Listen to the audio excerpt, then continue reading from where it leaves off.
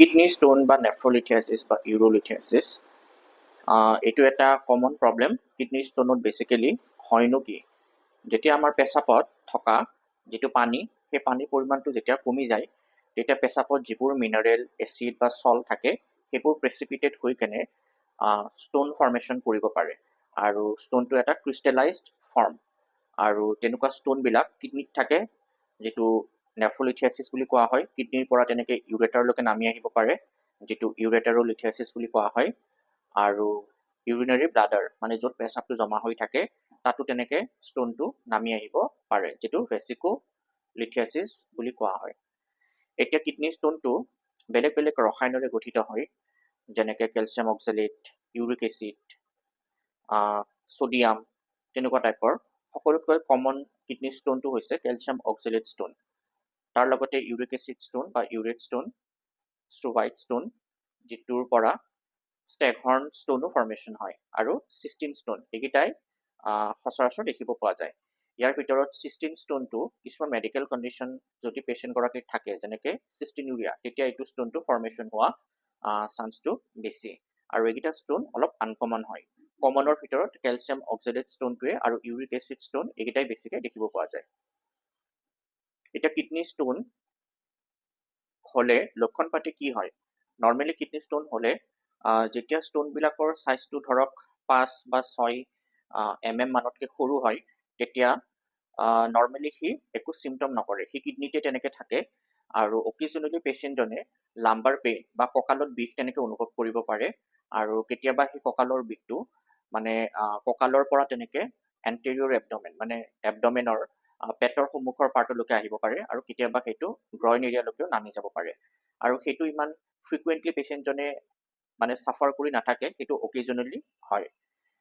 ষ্টোনবিলাক যেতিয়া ডাঙৰ থাকে, মানে ধৰক 6 মিলিমিটাৰ মানতকৈ ডাঙৰ, বা 10 mm বা মিলিমিটাৰ মানতকৈ ডাঙৰ, তেতিয়া নৰ্মেলি চিমটমবিলাক বেছি ফ্ৰিকুৱেণ্টলি তেনেকৈ অনুভৱ কৰা হয়। আৰু লগতে ষ্টোন যেতিয়া কিডনীৰ পৰা ইউৰেটাৰলৈকে, ইউৰেটাৰ মানে কিডনীৰ দুটা কিডনীৰ পৰা যি দুডাল পাইপ, মানে পেচাব কঢ়িয়াই অনা পাইপ ইউৰিনাৰী ব্লাডাৰলৈকে নামি আহে, তাক ইউৰেটাৰ বুলি কোৱা হয়। ষ্টোন যেতিয়া ইউৰেটাৰলৈকে নামি আহে আৰু অলপ বাধা দিয়ে বা অবষ্ট্ৰাকশ্যন কৰে, পেচাবটো ভালকৈ পাছ হ'ব নোৱাৰে, তেতিয়া চিমটম আহিব পাৰে, যিটো ৰিনেল কলিক বুলি কোৱা হয়। তেনেকুৱা চিমটমবিলাক সাধাৰণতে যথেষ্ট পেইন অনুভৱ কৰে পেচেণ্টগৰাকীয়ে, আৰু পেইনটো মানে অলপ হানি থকাৰ নিচিনা, অলপ ষ্টিচিং টাইপৰ হয়।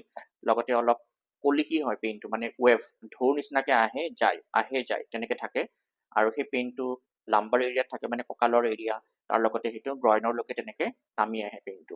গ্ৰইন মানে আমাৰ যিটো জেনাইটেল এৰিয়া বা ইংগুৱাইনেল এৰিয়া, তেনেকুৱা সেই এৰিয়াটোলৈকে নামি আহে, মানে কৰঙনৰ এৰিয়ালৈকে তেনেকৈ নামি আহে, আমাৰ পিউবিক এৰিয়ালৈকে। আৰু লগতে পেচাবৰ যিটো মাত্ৰা হয়, সেইটো হয়তো অলপমান কমি যাব, বা পেচাবটো অলপমান আনছেটিছফেক্টৰী হ'ব। পেচাবৰ লগতে অলপমান জ্বলা পোৰা, বা পেচাব কৰিলে অলপ পেইন ফিল কৰা, বা পেচাবটো অলপ ঘোলা ঘোলা হোৱা, ক্লাউডি ইউৰিন, লগতে পেচাবৰ লগত অলপ তেজ যোৱা, যিটো হিমেচিউৰিয়া বুলি কোৱা হয়, তেনেকুৱা টাইপৰ লক্ষণবিলাক আহে।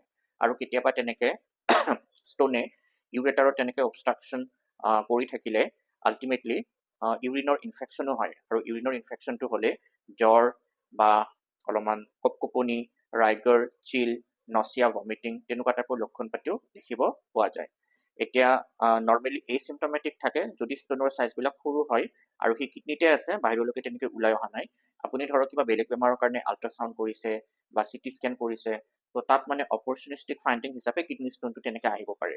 আৰু কিডনী ষ্টোনৰ চাইজ যেতিয়া ডাঙৰ হয়, ধৰক 6 চেণ্টিমিটাৰতকৈ ডাঙৰ, 6 mmতকৈ ডাঙৰ, মিলিমিটাৰতকৈ ডাঙৰ, বা 10 mmতকৈ ডাঙৰ, তো তেনেকুৱা ষ্টোনবিলাকত সচৰাচৰ পেইন অনুভৱ বেছিকৈ হয়। আৰু যেতিয়া ষ্টোনবিলাক মানে ইউৰেটাৰলৈকে নামি আহে, বা ইউৰিনাৰী ব্লাডাৰলৈকে তেনেকৈ নামি আহে, আৰু ধৰক বাধা দিয়ে, ইউৰিন ফ্ল'টো ভালকৈ নহয়, অলপমান ইউৰিনটো বেকফ্ল' মাৰি থাকে কিডনীলৈকে, ভালকৈ পাছ হৈ যাব নোৱাৰে, তেতিয়া চিমটম বা লক্ষণবিলাক বেছি চিভিয়াৰ হ'ব পাৰে।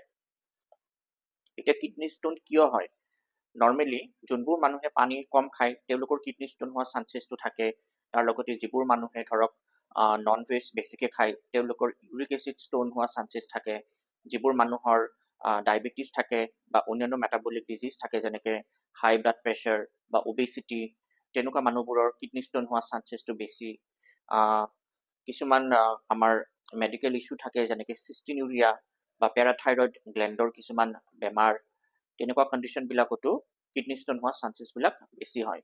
কমন বুলি ক'লে ধৰক আপোনাৰ পানীৰ পৰিমাণটো কম, লগতে আপুনি নন ভেজ এনেকৈ বেছিকৈ খায়, আপোনাৰ অবেচিটি আছে, হাইপাৰটেনশ্যন আছে বা হাই ব্লাড প্ৰেছাৰ আছে, ডায়েবেটিছ আছে, হাই ইউৰিক এচিড লেভেল, তেনেকুৱা কেছবিলাকতে সচৰাচৰ কিডনী ষ্টোন বেছি হোৱা দেখিব পোৱা যায়। আৰু মেডিকেল কণ্ডিশ্যনবিলাকত য'ত মানে কিডনী ষ্টোনৰ এটা ৰিস্ক ফেক্টৰ থাকে সেইবিলাক মানে অলপ আনকমন হয়। এতিয়া কিডনী ষ্টোন হ'লে কোনবিলাক ষ্টোন আপোনাৰ পিউৰলি চাৰ্জাৰীৰ ক্ষেত্ৰলৈকে গুচি যায় আৰু কোনবিলাক ষ্টোন চাৰ্জাৰী নকৰাকেও আপুনি হোমিঅ'পেথিক ট্ৰিটমেণ্ট বা মেডিকেশ্যনৰ জৰিয়তে হোমিঅ'পেথিক ট্ৰিটমেণ্টৰ যিখিনি দৰৱ পাতি থাকে সেইবোৰৰ জৰিয়তে আপুনি ভাল কৰিব পাৰে। যিবোৰ ষ্টোন 5 বা 6 mmতকৈ সৰু তেনেকুৱা ষ্টোনবিলাক প্ৰায় অলমষ্ট 100% মানে হোমিঅ'পেথিক মেডিচিনছ বা ট্ৰিটমেণ্ট কৰিলে ভাল হৈ যায়। আৰু সেই ষ্টোনবিলাক কিমান দিনত ভাল হ'ব সেইটো ডিপেণ্ড কৰে। যদি আপোনাৰ কিডনীত থাকে তেতিয়াহ'লে অলপ সময় লয়। যদি কিডনীৰ পৰা অলপমান বাহিৰলৈকে ওলাই আহিছে ইউৰেটাৰলৈকে বা লগতে কিডনীৰ আপাৰ এৰিয়াটোত থাকে মানে আপাৰ কেলিক্সত থাকে তেতিয়া আপোনাৰ ইমানো সময় নলয়। এভাৰেজ 1 মাহৰ পৰা 3 মাহমানৰ ভিতৰত তেনেকৈ ষ্টোনটো ওলাই যায়, যিটো মানে 5-6 mm মানৰ ভিতৰত থাকে। যিবিলাক ষ্টোন 6 mmৰ পৰা 10 mm মানৰ ভিতৰত থাকে সেইবিলাকতো অলমষ্ট 90 to 100% মানে ছাকচেছ ৰেট থাকে। সেইটোও তেনেকৈ ডিপেণ্ড কৰে আপোনাৰ ষ্টোনটোৰ লোকেশ্যনটো কি হয়। যদি আপাৰ কেলিক্সত আছে আৰু ওলাই আহিছে তেতিয়া আপোনাৰ সোনকালেই ওলাই যায়, আৰু যদি আপোনাৰ ধৰক লোৱাৰ কেলিক্সত আছে তেতিয়াহ'লে অলপ টাইমটো হয়তো বেছি লাগিব। আৰু তেনেকুৱা কেছবিলাকত দৰৱ পাতিৰ জৰিয়তে ইন ট'টো হিচাপেও ষ্টোনটো ওলাই যায়, যিবিলাক ধৰক 5 পৰা 6 mm মান হয়। ইন ট'টো মানে কমপ্লিটলি ষ্টোনটো তেনেকৈ ওলাই পেলাই আৰু কেতিয়াবা সেইটো ডিজলভ কৰি কেনে সৰু সৰু তেনেকুৱা ফ্ৰেগমেণ্ট বা পাৰ্টিকুলত তেনেকৈ ডিজলভ কৰি কেনেও গুড়া হিচাপত তেনেকৈ ষ্টোনটো ওলাই দিব পৰা যায়। ইয়াৰ লগতে যিখিনি ট্ৰিটমেণ্ট বা মেডিচিনছ দিয়া হয় সেইটো মেক চিয়ৰ কৰা হয় যাতে মেডিচিন বা ট্ৰিটমেণ্টখিনিত মষ্ট অফ দ্য কেছত মানে পেইনলেছ হয়। যিটো দৰৱখিনি আপোনাক প্ৰেছক্ৰাইব কৰা হয় দৰৱখিনি কেপেবল হয় যাতে without any pain, without any complication আপোনাৰ ষ্টোনটো তেনেকৈ আইডাৰ ইন ট'টো অৰ ইন ফ্ৰেগমেণ্টছ হিচাপত তেনেকৈ বাহিৰ কৰি দিয়া হয়। ইয়াৰ লগতে আপোনাৰ যিবিলাক ষ্টোন 10 mmৰ পৰা ধৰক 15 mm মানৰ ভিতৰত থাকে তেনেকুৱা ষ্টোনবিলাকো ভাল হয়, কিন্তু চান্সটো ধৰক 60% বা 70% তেনেকুৱা থাকে। সম্পূৰ্ণ 100% বুলি ক'ব নোৱাৰি। সেই ষ্টোনবিলাকৰ ডেঞ্চিটিটোৰ ওপৰত ডিপেণ্ড কৰে। যদি তাৰ ডেঞ্চিটি ধৰক 500 বা 500ৰ তলত থাকে তেতিয়াহ'লে তাৰ ছাকচেছ ৰেটটো ভাল। যদি ডেঞ্চিটিটো ধৰক 1000 মানৰ ওপৰত থাকে তেতিয়াহ'লে সেইটো প্ৰায় ছাকচেছ ৰেটটো তাৰ যথেষ্টখিনি কম থাকে, আৰু 500 আৰু 1000 মানৰ ভিতৰত থাকিলে তাৰ ছাকচেছ ৰেটটো মানে আধা আধা ক'ব পাৰে, 50-50% তেনেকুৱা। যিবোৰ ষ্টোন 15 mm বা 1.5 চেণ্টিমিটাৰৰ ওপৰত আছে বা তাতকৈ ডাঙৰ হয় তেনেকুৱা ষ্টোনবিলাক নৰ্মেলি চাৰ্জাৰিকেল ইণ্টাৰভেনশ্যনো কৰিব লাগে। তাত হোমিঅ'পেথিক দৰৱ দি তেনেকৈ ভাল হোৱা স্পেচিয়েলি মোৰ প্ৰেক্টিছত তেনেকৈ মই দেখা নাই। এতিয়া কিডনী ষ্টোন হ'লে বহুত মানুহে সোধে যে তেওঁলোকে কি খাব কি নাখাব, তেওঁলোকৰ ডায়েটটো কেনেকুৱা হ'ব লাগে। নৰ্মেলি কিডনী ষ্টোন হ'লে যিবোৰ ষ্টোন খুব কমন হয় যেনেকৈ কেলছিয়াম অক্সেলেট, তো আপোনালোকে অক্সেলেট থকা খাদ্যবস্তুবোৰ এভইড কৰিব লাগে। তাৰ লগতে ইউৰিক এচিড ষ্টোন, ইউৰিক এচিডৰ পৰাও ষ্টোন হয়, ইউৰিক এচিডেৰেও গঠিত হয় কিডনী ষ্টোন। চ' য'ত মানে ইউৰিক এচিডটো বেছিকৈ পায় যিবোৰ খাদ্যবস্তু তেনেকুৱা খাদ্যবস্তু আপোনালোকে এভইড কৰিব লাগে। এতিয়া অক্সেলেট বেছিকৈ পোৱা খাদ্যবস্তুৰ ভিতৰত ধৰক আপোনাৰ স্পিনাছ, পালেং শাক, বিটৰুট থাকে, আলমণ্ড বাদাম বা পিনাট বাদাম, তাৰ লগতে আপোনাৰ টমেটো, তাৰ লগতে আপোনাৰ বিয়াৰ, ৰিচ কাৰ্ড বা জিকা, এনেকুৱা টাইপৰ বস্তুবোৰ থাকে। আৰু ইউৰিক এচিড বেছিকেলি নন ভেজবিলাকত থাকে। নন ভেজ মানে ধৰক মাছ, মাংস, কণী তেনেকুৱা টাইপৰ বস্তুবোৰত ইউৰিক এচিড বেছিকৈ থাকে। তাৰ লগতে ভেজিটেবল বুলি ক'লে পামকিন, এগ প্লাণ্ট মানে বেঙেনা, ৰঙালাও, এনেকুৱা বস্তুবোৰত, আৰু আপোনাৰ কলিফ্লাৱাৰ, ফুলকবি এনেকুৱা বস্তুবোৰত ইউৰিক এচিড বেছিকৈ থাকে। তো সেই বস্তুবোৰ আপোনালোকে এভইড কৰিব পাৰে।